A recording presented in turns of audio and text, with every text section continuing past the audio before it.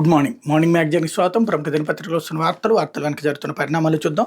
ఈనాడు చూస్తే ఇది సీమాంతర కుట్రే అన్నటువంటి వార్తని హైలైట్ చేశారు. జమ్మూ కాశ్మీర్ అభివృద్ధిని సహించలేక ఉగ్రదాడి, హంతకుల భరతం పడతాం, సూత్రధారులను దోషులుగా నిలబెడతాం. ప్రధాని మోడీ అధ్యక్షత సమావేశం, భద్రతా వ్యవహారాల కేబినెట్ కమిటీ స్పష్టీకరణ, సింధు జలాల ఒప్పందం అమలు తక్షణమే నిలిపివేత, అటారీ వద్ద చెక్పోస్ట్ మూసివేత, పాకిస్తాన్తో దౌత్య సంబంధాల స్థాయి తగ్గింపు, పాక్ జాతీయులు భారత్ను వీడి వెళ్లాలని ఆదేశం, అప్రమత్తంగా ఉండాలని భారత సైనిక దళాలకు సూచన, పహల్గామ్లో ప్రాణాలు కోల్పోయిన 26 మంది పేర్లతో జాబితా విడుదల, ముష్కర్లను కఠినంగా శిక్షిస్తామని అమిత్ షా అన్నటువంటి వార్తను హైలైట్ చేశారు. జమ్మూ కాశ్మీర్లో పర్యాటకులపై ఉగ్రవాదుల పాశవిక దాడిని భారత ప్రభుత్వం తీవ్రంగా ఖండించింది.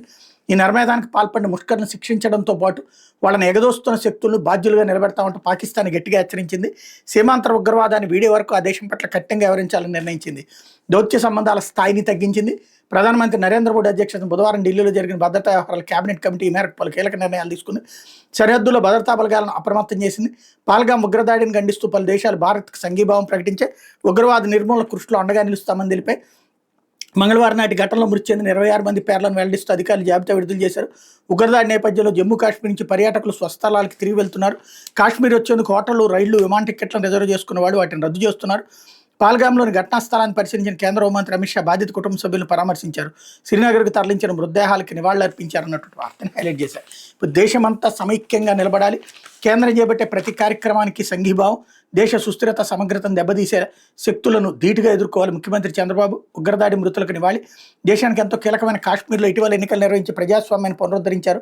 ఉగ్రవాదాన్ని నిర్మించి గత 3 ఏళ్లుగా ప్రశాంత వాతావరణంలో అభివృద్ధికి శ్రీకారం చుట్టారు. అలాంటి సమయంలో ఉగ్రదాడి జరగడం చాలా బాధాకరం. దేశంలో ఉన్న ప్రతి ఒక్కరు దీన్ని తీవ్రంగా ఖండించాలని ముఖ్యమంత్రి చంద్రబాబు నాయుడు పేర్కొన్నారు అన్నటువంటి వార్తని హైలైట్ చేశారు. ఇకపోతే జత్వాని ఆమె తల్లిదండ్రులకు రోజుల తరబడి నిర్బంధం, ఎన్టీఆర్ జిల్లా పోలీస్ కార్యాలయంలోని వారిపై దాడి, నిఘా విభాగం మాజీ అధిపతి పిఎస్ఆర్ ఆంజనేయులే ఇదంతా చేయించారు. కొంతమంది పోలీసు అధికారులని కీలుబొమ్మలు ఆడించారు. అక్రమ కేసు బనాయించేందుకు నకిలీ పత్రాలు సృష్టించారు. విచారణకు రమ్మంటే నాకేం సంబంధం అంటూ దబాయించారు. రిమాండ్ రిపోర్ట్లో పేర్కొన్న సిఐడి, నిఘా విభాగం మాజీ అధిపతి పిఎస్ఆర్ ఆంజనేయులు ఇతరులు కలిసి ముంబై సీనియర్ కాదంబరి జత్వాని ఆమె కుటుంబ సభ్యులను రోజుల తరబడి కొండల మధ్యలో నిర్మానుష్య ప్రదేశాలను నిర్బంధించి దాడి చేశారని, ఎన్టీఆర్ జిల్లా పోలీస్ కార్యాలయం ప్రాంగణంలోనూ వారిపై ఇలాంటి దారుణాలు కొడుగట్టారని సిఐడి నిర్ధారించింది. ఒక అమాయక మహిళ ఆమె కుటుంబ సభ్యులను అక్రమ కేసులు ఇరికించడానికి కొంతమంది పోలీసు అధికారులు పిఎస్ఆర్ ఆంజనేయులు కీలుబొమ్మలు ఆడించారని పేర్కొంది. శాంతి భద్రతల పరిరక్షణ, హింసాత్మక ఘటనలు, నేరాల నియంత్రణ ప్రాథమిక విధిగా కలిగిన పోలీసు అధికారి కంచె చేను మేసినట్టుగా వివరించారని వెల్లడించింది. నిఘా విభాగాధిపతిగా తన హోదాను దుర్వినియోగం చేసి నేరపూర్తి చర్యకు పాల్పడ్డాన్ని వివరించింది. జత్వానిపై అక్రమ కేసు బనాయింపు, నిర్బంధం, వేధింపుల కేసులో మంగళవారం ఉదయం అరెస్ట్ అయిన పిఎస్ఆర్ ఆంజనేయులు సిఐడి అధికారులు బుధవారం ఉదయం విజయవాడలోని 3వ అదనపు చీఫ్ జ్యుడిషియల్ మ్యాజిస్ట్రేట్ కోర్టులో హాజరుపరిచారు. ఆయనకు రిమాండ్ విధించాలని కోర్టు దర్యాప్తులు గుర్తించిన అంశాలు, ఈ నేరంలో పిఎస్ఆర్ పాత్ర తదితర అంశాలు రిమాండ్ రిపోర్ట్లో సమగ్రంగా ప్రస్తావించారన్నట్టు వార్తని హైలైట్ చేశారు. లేకపోతే 10లో 81.14% ఉత్తీర్ణత, బాలికలు 84.09%, బాలు 78.31%, 80.54% మందికి 360కి పైగా మార్కులు, 19 పాఠశాలల్లో 0 ఫలితాలు, 1680 బడుల్లో అందరూ పాస్, మొదటి స్థానంలో పార్వతీపురమణ్యం, అట్టడుగు నల్లూరి ఫలితాలను విడుదల చేసిన మంత్రి లోకేష్ అన్నట్టు వార్తని హైలైట్ చేశారు. లేకపోతే సాక్షి ఇవన్నీ ఇప్పుడు ఏంటంటే ప్రస్తుతం అడ్వర్టైజ్మెంట్లతోనే పేపర్లు 3 వంతులు నిండుతోనే వార్తలు అడ్వర్టైజ్మెంట్ మధ్యలో ఎత్తుక్కోవాలి. ఎందుకంటే ఇది ఎడ్యుకేషన్ టైం కదా. అయితే సాక్షి అంతకు మించి మద్యం దోపిడీ, అందుకే డైవర్షన్ కుట్ర, 2014-19 ప్రస్తుత ఆగడాల నుంచి దృష్టి మళ్లించేందుకు చంద్రబాబు పన్నాగం, కొత్త మద్యం విధానంతో రాష్ట్రంలో టీడీపీ మాఫియా యథేచ్ఛగా దోపిడీ, ఊరు వాడ గుడి బడి తేడా లేకుండా 55,000 నుంచి 60,000 బెల్ట్ దుకాణాలు, పచ్చముఠాలకే దుకాణాల పందారం, వేలం వేసి బెల్ట్ షాపులు కేటాయింపు, సిండికేట్ కట్టి క్వార్టర్ బాటిల్పై ₹20 చొప్పున అధికంగా వసూలు, ప్రైవేటు మద్యం సిండికేట్ విధానం పునరుద్ధరణ, 2014-19 నాటి దోపిడీ కంటే పలు రెట్లు లక్ష్యం, ప్రజల్లో తీవ్ర వ్యతిరేకత, గ్రామాల్లో ధర్నాలకు దిగుతున్న మహిళలు, దీంతో డైవర్షన్ కుట్రలకు తెరలేపుతున్న ముఖ్యమంత్రి చంద్రబాబు, వైఎస్ఆర్సీపీ హయాంలో మద్య నియంత్రణ విధానం సమర్థంగా అమలు, ఆయన అబద్ధపు వాంగ్మూలాలు, తప్పుడు సాక్ష్యాలతో రెడ్ బుక్ కుట్ర, అక్రమ కేసులతో వేధింపులు, ఎడాపెడా డిస్టిలరీలకు అనుమతులు, వీటిలో అస్మదీలకు చెందిన 4 డిస్టిలరీ నుంచే 53.25% కొనుగోళ్లు, చీకటి జీవోలు, టీడీపీ వారికే విచ్చలవిడిగా ప్రైవేట్ మద్యం దుకాణాలు, యథేచ్ఛగా పర్మిట్ రూమ్లు, ఊరు వాడ గుడి బడి తేడా లేకుండా బెల్ట్ దుకాణాలు, ఎంఆర్పీ కంటే అధిక ధరలకు విక్రయాలు, ఏర్లే పారిన లెక్క 2014-19 చంద్రబాబు హయాంలో, 2019-24 వైఎస్ జగన్ ప్రభుత్వంలో సమర్థంగా మద్య నియంత్రణ అమలు, దోపిడీకి పాల్పడే ప్రైవేట్ మద్యం దుకాణాల స్థానంలో ప్రభుత్వ మద్యం దుకాణాల విధానంతో సంస్కరణలు, మద్యం దుకాణాల తగ్గింపు, 40,000 బెల్ట్ షాపులు, 43,000 బెల్ట్ షాపులు తొలగింపు, పర్మిట్ రూములు రద్దు, ఒక్క కొత్త డిస్టిలరీకి అనుమతి లేదు, మద్యం అమ్మకాలను భారీగా తగ్గించి శభాష్ అనిపించుకుంది. 24 నుంచి చంద్రబాబు సర్కార్లో రాష్ట్రంలో పడగ విప్పిన మద్యం సిండికేట్, ప్రైవేట్ మద్యం షాపుల విధానం పునరుద్ధరణ, పోలీసులతో బెదిరించి మరీ టీడీపీ కూటమి నేతలతో ఏకపక్షంగా దుకాణాల కేటాయింపు, మహిళల ఆందోళనలు లెక్క చేయకుండా నగరాలు పల్లెల్లో వీధి వీధిన బెల్ట్ షాపులు, ఎంఆర్పీ కంటే అధిక ధరలకు విక్రయాలు, యథేచ్ఛగా దోపిడీ, వరదలా పారుతున్న మద్యం అంటూ పైన 3 ఉదాహరణలు చదివారు కదా, దీంతో అంత అర్థమై ఉంటుంది. ఇప్పుడు చెప్పండి, ఎవరి పరిపాలన మద్యం దోపిడీకి స్వర్గధామంగా నిలిచింది? ఎవరి జమానాలో అక్రమాలు జరిగే ఆస్కారం ఉంది? ఎవరి హయాంలో అడ్డంగా అవినీతి చోటు చేసుకునే అవకాశం ఉంది? ఖచ్చితంగా నా టీడీపీ కూటమి ప్రభుత్వాలు కదా. అయితే డైవర్షన్ రాజకీయాలకు పెట్టింది పేరైన చంద్రబాబు నాయుడు తన ప్రభుత్వ నేరాలు, నేటి సర్కార్ సాగిస్తున్న తప్పిదాలను కప్పిపుచ్చుకునేందుకు పన్నాగం పన్నారు. వైఎస్ఆర్సీ ప్రభుత్వ మద్యం విధానంపై అక్రమ కేసుతో డైవర్షన్ పాలిటిక్స్కి తెరతీశారన్నటువంటి వార్తని హైలైట్ చేశారు. అయితే వందనం లేక తల్లుల తిప్పలు, ఓట్లేసి గెలిపించాక ఎగ్గొడితే ఎట్టా సార్? దాదాపు 15,000 కోట్ల బకాయిలు, మా బాకీ మాకు ఇవ్వండి బాబు. విద్యా సంవత్సరం ముగిసిన తల్లికి వందనం ఏది? గెలిచాక పేదోళ్ళకి ఇచ్చే సాయాన్ని ఎగ్గొడితే ఎలా? అమ్మఒడి కాదు, ఏది ఇస్తా అంటారు? ఏమీ ఇలా ఏ పార్టీ అయినా ప్రభుత్వమైనా చేసింది చెప్పాలా, చెయ్యింది చెప్పాలా? కష్టం చేసుకునే వాళ్ళం ఇంతమంది బిడ్డల్ని వదిలించేలా చదివించాలంటే ఎట్టా సార్? ఈ అప్ప దమ్మిడి ఏకపాయ. జగన్ ఉన్నప్పుడు అమ్మఒడి వచ్చేది, ఆ అప్ప ఉన్నప్పుడే బాగుండే. రాష్ట్ర వ్యాప్తంగా లక్షల మంది తల్లిదండ్రుల ఆక్రందన ఇది అన్నటువంటిది హైలైట్ చేశారు. వాస్తవంగా ఈ ఏడాది ఇవ్వబోతున్నారు కదా, క్రిందటి ఏడాది డబ్బులు అయితే ఇవ్వరు.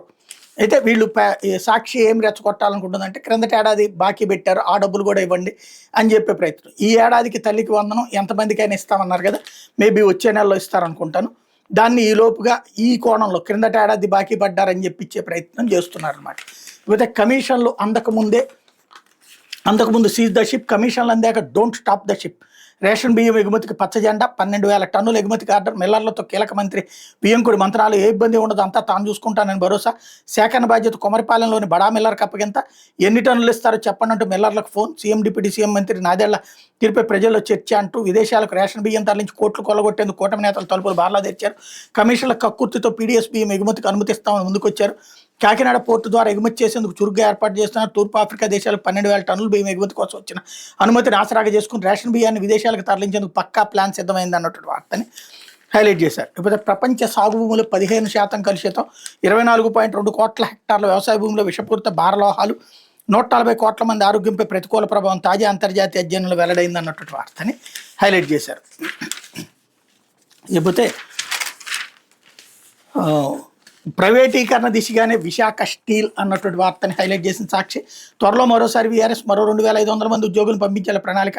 ప్రీమెచ్యూర్ రిటైర్మెంట్ పేరుతో 200 మంది ఉద్యోగులు ఇంటికి. మే 20 తర్వాత 2,500 మంది కాంట్రాక్ట్ కార్మికులపై వేటు. పనిభారం పెంచేసి మిగిలిన వారిని వెళ్ళగొట్టేందుకు పన్నాగం. 2026 నాటికి ఉద్యోగుల తొలగింపు ప్రక్రియ పూర్తికి కుట్ర. విశాఖ స్టీల్ ప్లాంట్ ప్రైవేటీకరణపై వెనక్కి తగ్గేది లేదని పదే చెబుతున్న కేంద్ర ప్రభుత్వ వైఖరికి అనుగుణంగా యాజమాన్యం అడుగులు వేస్తుంది. ఇప్పటికే వాలంటరీ రిటైర్మెంట్ స్కీమ్ వీఆర్ఎస్ ద్వారా 1,126 మంది ఉద్యోగులతో పాటు 1,500 కాంట్రాక్ట్ కార్మికులను తొలగించిన యాజమాన్యం మరో విడత వీఆర్ఎస్కి సిద్ధమవుతుంది. అంతేకాకుండా మే 20 తర్వాత మరింత మంది కాంట్రాక్ట్ కార్మికులను తొలగించేందుకు చర్యలు చేపట్టింది. రెగ్యులర్ ఉద్యోగుల్లో కూడా 50 ఏళ్లు పైబడిన వారిని ప్రీమెచ్యూర్ రిటైర్మెంట్ పేరుతో ఇంటికి పంపేందుకు సిద్ధమవుతుంది. చివరికి 1 మిలియన్ టన్నుల స్టీల్ ఉత్పత్తి భారాన్ని మిగిలిన ఉద్యోగులపై వేసే పనిచేయలేమనే వాతావరణం సృష్టించేందుకు కుట్ర పన్నింది.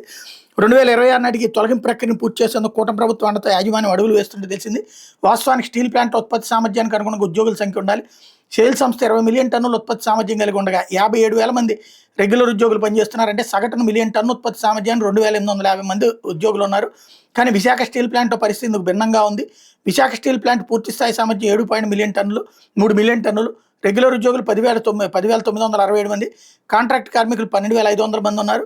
2,500 మంది కాంట్రాక్ట్ కార్మికులు మే 20 తర్వాత తొలగించేందుకు యాజమాన్యం చర్యలు చేపట్టింది. రెగ్యులర్ ఉద్యోగులు 50 ఏళ్ళు దాటిన 200 మందిని ఆరోగ్యం సరిగా లేదనే కారణంతో ప్రీమెచ్యూర్ రిటైర్మెంట్ కింద తొలగించనుంది. వీళ్ళకి కేవలం 3 నెలల వేతనం ఇచ్చి సాగనంపేందుకు ప్రయత్నిస్తూ 2వ విడత వీఆర్ఎస్ కింద మరో 2,500 మందిని ఇంటికి పంపించనుందని సమాచారం. దీంతో 8,000 మంది రెగ్యులర్ ఉద్యోగులు మిగిలే అవకాశం ఉంది. అంటే సగటున 1 మిలియన్ టన్నుకి సుమారు 1,100 మంది ఉద్యోగులే ఉంటారు. దశల వారీగా వెళ్ళగొడుతున్నారు అన్నటువంటి రాసుకొచ్చారు. ఇకపోతే మామూళ్ళ సుందరాంగుడు అంటూ ఆయన ఇంటి పేరు మాత్రమే సుందరం, చేష్టల్లో అంతా వెకిలితనం, వాడే భాష మొదలు అధికారులతో వ్యవహరించే తీరు వరకు హావభావాలన్నీ రౌడీవే. నియోజకవర్గంలో భారీ బండరాళ్ల లోడు లారీ కదలాలన్నా, రియల్ వెంచర్లో చిన్న రాయి పాతాలన్నా ఆయన అనుమతి ఉండాల్సిందే. ఇందుకోసం అడిగినంత ముట్ట చెప్పాల్సిందే. ఆ తర్వాతే పనులు. తన అధినేతకి ఎంత తిక్క ఉన్నా, తాను ఏం చేసినా తన జోలికి రారని కారణం తన దగ్గర ఉన్న వేరే లెక్కలని అంటుంటారు. తన దాకా దక్కకపోవడంతో ఆగిన క్వారీ లారీలు ఢిల్లీలో తన వాటా దక్కకపోవడంతో ఆగిన క్వారీ లారీలు ఢిల్లీలో ఫిర్యాదు చేసిన జడవకుండా వసూళ్లు. 3 కోట్లు ఇచ్చిన తర్వాత కదిలిన వాహనాలు. రియర్ వెంచర్లోనూ వాటా ఉండాల్సిందే. డబ్బిస్తే వాగునైనా ఆక్రమించుకోవచ్చు అని హామీ. నోరెత్తితే బూతులే. అధికారుల వద్దకు వెళ్లి మరీ బెదిరింపులు. మామూళ్ళు ముట్టే వరకు ఒక లెక్క, అందాక ఇంకో లెక్క. అధినేత కూడా తను ఏమీ చేయలేరన్నంత లెక్కనింతనం. తన వద్ద వేరే లెక్క ఉండటమే కారణం అంటూ వ్యాఖ్యలు వెనకొండి కథ నడిపిస్తున్న ఎమ్మెల్యే సోదరుడు. అధికార పోస్టింగ్ నుండి కోడి పందాల వరకు అన్నింటిలోనూ వేలు పెడుతున్నారు. అనకాపల్లి జిల్లాలోని ఎమ్మెల్యే నియోజకవర్గంలో తన కనుసైగ లేకుండా ఏమీ జరగద్దని హుకుం జారీ చేశారు. అలా కాదంటే సహించేది లేదని కరాఖండిగా చెప్తుంటారు. దీనికి భిన్నంగా ఏమాత్రం వ్యవహరించిన నేరుగా ప్రభుత్వ కార్యాలయానికి వెళ్లి అధికారులపై బెదిరింపులకు దిగుతుంటారని విమర్శలు ఉన్న ఎమ్మెల్యే దూకుడు ఇలాగుంటే ఆయన అన్నయ్య ఏమో శుతిమెత్తగా చాకచక్యంగా వ్యవహారాలను చక్కబెడతారని చెప్తున్నారు అన్నటువంటి వార్తని హైలైట్ చేశారు. సాక్షి కథనాలతో కదిలిన అధికారుల మీద కూడా కన్నెర్ర చేశారు అన్నటువంటి. మేబీ సుందరరావు అనేది ప్లస్ వాళ్ళ అధినేతకి తిక్క ఇవన్నీ కలిపి చూస్తే సుందరపు విజయ్ కుమార్ మీద రాసినట్టుంది ఈ స్టోరీ. డైరెక్ట్గా రాయడానికి ధైర్యం జాలినట్లేదు వీళ్ళకి. లేకపోతే నేను లోకేష్ తాలూకా అంటూ తాడికొండలో షాడో ఎమ్మెల్యే హల్చల్, కీలక పోస్టింగ్లు క్వారింగ్ అనధికార వసూళ్లని ఈ చేతులని గుంటూరు జిల్లా Tadikonda TDP MLA Tenali Shravan Kumar, PA Battulu Suresh Babu తాను మంత్రి లోకేష్ తాలూకు అంటూ షాడో ఎమ్మెల్యేకి చెలరేగిపోతున్న కుల సమీకరణలో భాగంగా మంత్రి లోకేష్ ఆశీస్సులతో కీలక పోస్టింగ్లు, అక్రమ క్వారింగ్, అనధికార వసూళ్లు తదితర పనులన్నీ ఒంటి చేత్తో చక్కబెడుతున్నారు. ఫిరంగపురం మండలానికి చెందిన విశ్రాంత బ్యాంకు ఉద్యోగి ఎమ్మెల్యే కార్యాలయం తిష్టవేసి అన్నింట్లో చక్రం తిప్పుతున్నారు. ప్రస్తుతం నియోజకవర్గంలో డ్వాక్రా, విఓఏలు, రేషన్ డీలర్లు, ఎండిఓ వాహన ఆపరేటర్లు, ఫీల్డ్ అసిస్టెంట్లు, కాంట్రాక్ట్ ఉద్యోగులు సుమారు 150 మందిని తొలగించి తమ వారిని నియమించుకునే పనిలో ఉన్నాడు. సొంత పార్టీ నాయకులతో తప్పుడు ఫిర్యాదులు చేయించి అధికారులు గుప్పెట్లో పెట్టుకోవడం ఈ నైజం. ఈయన ప్రసన్నం చేసుకుంటేనే పనులు అవుతాయని స్థానికులు చెప్తున్నారు. మేడికొండూరు, ఫిరంగపురం మండలాల్లో జరుగుతున్న అక్రమ క్వారింగ్, క్రషర్ల వద్ద నుంచి కార్యాలయం ఖర్చులు పెడుతూ అనధికారికంగా భారీగా ముడుపులు వసూలు చేస్తున్నట్టు సమాచారం. ఇటీవల పొనుగుపాడులో వందలాది మంది పోలీసులతో చర్చి గోడను పగలగొట్టించారు. తాడికొండ మండలం బడేపురంలో 2 సామాజిక వర్గాలకు చెందిన ఆలయాల వివాదంలో తలదూర్చారు. తన సామాజిక వర్గం వారి ఆలయానికి మాత్రం రహదారి సౌకర్యం కల్పించారు. ఏపీసీఆర్డీఏ ప్రకటించిన సిటిజన్ అడ్వైజరీ కమిటీలో సామాజిక వర్గానికి చెందిన వారికి పెద్దపీట వేయించారు. మేడికొండూరు, ఫిరంగపురం మండలాల్లో సుమారు 50కి పైగా స్టోన్ క్రషర్లు క్వారింగ్ అక్రమంగా కొనసాగుతుండటంతో ఆయన కాసుల పంటగా మారింది. అక్రమ మైనింగ్తో ఫిరంగిపురంలోని కార్మెల్ మాత ఆలయానికి ప్రమాదం పొంచి ఉందని భక్తులు ఆవేదన వ్యక్తం చేస్తున్నారు. ఎమ్మెల్యే శ్రవణ్ కుమార్ మాట ఏమాత్రం ఖాతరు చేయడం లేదని తెలుస్తోంది. కేంద్ర మంత్రి పెమ్మసాని, మంత్రి లోకేష్ల అండతో తన పిఏ రెచ్చిపోతుండడం పట్ల ఎమ్మెల్యే కూడా అసంతృప్తితో ఉన్నట్టు సమాచారం అన్నటువంటి వార్తని హైలైట్ చేశారు. లేకపోతే ఆంధ్రజ్యోతి వచ్చేటప్పటికి వాళ్ళు పాకిస్తానీలే అన్న వార్తని హైలైట్ చేసింది. పహల్గాం దాడి ఉగ్రవాదులు 5గురు ఆదేశిస్తులు, వారి భాష ఆధారంగా గుర్తింపు, దాడిలో పాల్గొన్నది 7గురు, అందులో 2 స్థానికులు, మొత్తం 70 రౌండ్ల కాల్పులు, దర్యాప్తు బృందాలు వెల్లడి. ఉగ్రవాదులు ఊహా చిత్రాలు విడుదల చేసిన పోలీసులు, నిఘా వర్గాలు హెచ్చరించిన భద్రతా దళాల వైఫల్యం వల్లే ఉగ్రదాడి. కశ్మీర్లో 56 మంది విదేశీ ఉగ్రవాదులు, అత్యధికులే లష్కరే ముష్కర్లే. జమ్మూ కాశ్మీర్లోని పహల్గాంలోని పర్యాటకులపై దాడి పాకిస్తాన్కి చెందిన ఉగ్రవాదులపై దాడియాప్తు సంస్థలు తేల్చాయి. దాడి సమయంలో ఉగ్రవాదులు మాట్లాడిన భాష, యాస ఆధారంగా నిర్ణయానికి వచ్చి ఈ దాడిలో మొత్తం 7గురు ఉగ్రవాదులు పాల్గొని వాళ్ళలో 5గురు పాకిస్తానీలు, 2 స్థానికులు కాశ్మీర్లో ఉన్నట్టు గుర్తించాయి. ఉగ్రదాడి నుంచి తప్పించుకున్న వారు ప్రత్యక్ష సాక్షులతో మాట్లాడిన దర్యాప్తు అధికారులు ఉగ్రవాదులకు సంబంధించిన సమాచారం సేకరించారు. ఈ క్రమంలో దాడి సమయంలో ఉగ్రవాదులు కొందరు మాట్లాడిన భాష, ఉపయోగించిన యాస పాకిస్తాన్లో మాత్రం మాట్లాడే గుర్తించారు. దీంతో ఉగ్రదాడిలో పాకిస్తాన్ల పాత్ర నిర్ధారించారు. అయితే ఉగ్రవాదులు సహకరించిన స్థానికుల వివరాలు తెలియాల్సి ఉంది. దాడిలో పాల్గొన్న ఉగ్రవాదుల ఫోటో, ఊహా చిత్రాన్ని దర్యాప్తు సంస్థలు బుధవారం విడుదల చేసి అన్నట్టు వార్తని హైలైట్ చేసి. అయితే సింధు జలాలు బంద్ అంటూ 1960 నాటి సింధు జలాల ఒప్పందం అమలు నిలిపేసిన భారత్, వాగా అట్టారీ సరిహద్దు చెక్పోస్ట్ తక్షణ మూసివేత, సార్క్ వీసా మినహాయింపు కింద పాకిస్తాన్లకు భారత్లోకి ప్రవేశ నిషిద్ధం, ఇప్పటికే అలా వచ్చిన వారి వీసాలు రద్దు, ఈ వీసాపై వచ్చిన పాకిస్తానీ 48 గంటల్లోకి వెళ్ళిపోవాలి, భారత్లోని పాక్ హైకమిషన్లో సలహాదారులు గుర్తింపు రద్దు, వాళ్ళంతా వారంలోగా తమ దేశానికి వెళ్ళిపోవాలని ఆదేశం, 2 దేశాల్లోని హైకమిషన్ల సిబ్బంది 55 నుంచి 30 కుదింపు, ఉగ్రదాడి నేపథ్యంలో ప్రధాని మోడీ నేతృత్వంలో సీసీఎస్ భేటీ, దాయాద్ దేశంతో సంబంధాలపై అత్యంత కఠిన నిర్ణయాలు నేడు అఖిలపక్ష సమావేశం నిర్వహించాలని భేటీలో నిర్ణయం అన్నటువంటి వార్తని హైలైట్ చేశారు. లేకపోతే చూడమని చెప్పానంతే, నా వారితో నేను తప్పులు చేయించినట్ల కుక్కల విద్యాసాగర్ సాయం అడిగారు, ఆ కేసు ఏంటో చూడాలని రాణాకి చెప్పా, జత్వానీ అరెస్టుకి సహకరించాలని ముంబై పోలీసులను కోరాను, రాణా గుండి సీఎంఓకు రాక యాదృచ్ఛికమే, విచారణ సమయంలో పిఎస్ఆర్ జవాబులు, అధికారుల ముందు వింత వైఖరి, పేరుతో పిలుస్తూ మహానుభావ అంటూ తోచినట్టు వ్యాఖ్యలు, మీరంతా దొంగలంటూ రొసరొసలు అంటూ కుక్కల విద్యాసాగర్ అనే వ్యక్తి వచ్చి తనకు సహాయం చేయాలని అడిగాడు, ఆ కేసు ఏదో చూడాలని అప్పుడు విజయవాడ నగర కమిషనర్ కాంతి రాణాకి చెప్పాను, కింది వాళ్ళు తప్పులు చేస్తే నేనే చేయించినట్టు అని. ముంబై నటి కాదంబరి జత్వాని కేసులో అరెస్ట్ అయిన సీనియర్ ఐపీఎస్ ఇంటెలిజెన్స్ మాజీ చీఫ్ పిఎస్ఆర్ ఆంజనేయులు విచారణ అధికారులు దబాయించినట్టు తెలిసింది. కాంతి రాణా విశాల్ గురిని అడిగారు కాబట్టి జత్వానీ అరెస్టుకి సహకరించాల్సిన ముంబై పోలీసులకు కూడా ఫోన్ చేసి కోరినట్టు అంగీకరించినట్టు సమాచారం. అదే సమయంలో ఈ కేసులో నిందితుడైన ఆయన తానే బాస్ అన్నట్టుగా ప్రవర్తించినట్టు సమాచారం. పిఎస్ఆర్ మంగళవారం హైదరాబాద్లో అరెస్ట్ చేసిన అనంతరం విజయవాడలోని సిఐడి కార్యాలయంలో ఆయన ప్రశ్నించారు.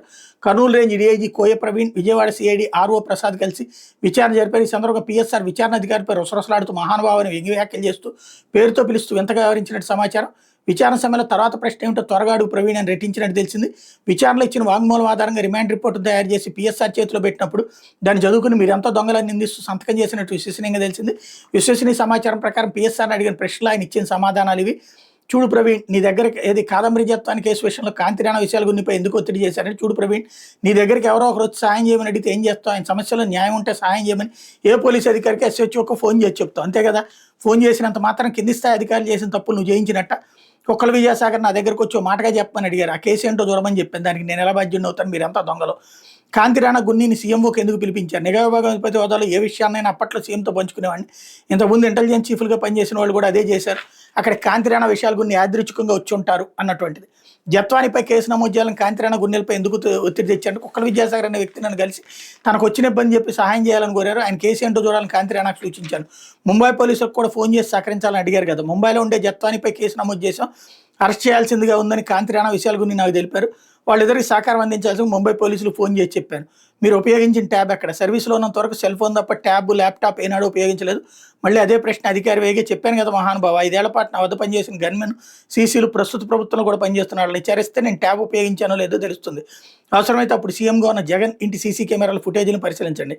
అప్పుడు సీఎంఓకి అనేక సార్లు వెళ్ళినప్పుడు మీడియా షూట్ చేసింది. ఆ క్లిప్పింగ్ని పరిశీలిస్తే నా చేతిలో ట్యాబ్ ఉందో లేదో తెలుస్తుంది అంటూ చెప్పుకొచ్చారన్నట్టు వార్తని హైలైట్ చేశారు. అదే సందర్భంలో కృష్ణా జలాల పునఃపంపిణీపై కేంద్రం గెజిట్ని రద్దు చేయండి, ట్రిబ్యునల్కి అదనంగా ఇచ్చిన టీఓఆర్ చెల్లదు. సుప్రీంకోర్టులో ఆంధ్రప్రదేశ్ వాదనలో విభజన చట్టం ప్రకారం ఇప్పటికే కేటాయింపులు, వాటిని మళ్ళీ పరిశీలించాలన్న తగదు. అంతరాష్ట్ర చట్టం సెక్షన్ 3తో మాకు అన్యాయం ఏపీ అన్నటువంటి. అట్లాగే 10th 81.14% ఉత్తీర్ణత ఇక్కడ హైలైట్ చేశారు. ఇది వివిధ దినపత్రికలో వచ్చిన వార్తలు వెనకాల జరుగుతున్నటువంటి పరిణామాలు.